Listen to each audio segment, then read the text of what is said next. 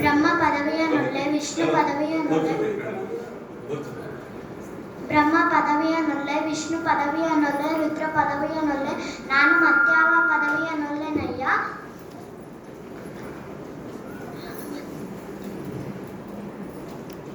ನಿಮ್ಮ పాదవనరెదిర్ప మహాపదవియ కరుణేశయ్య.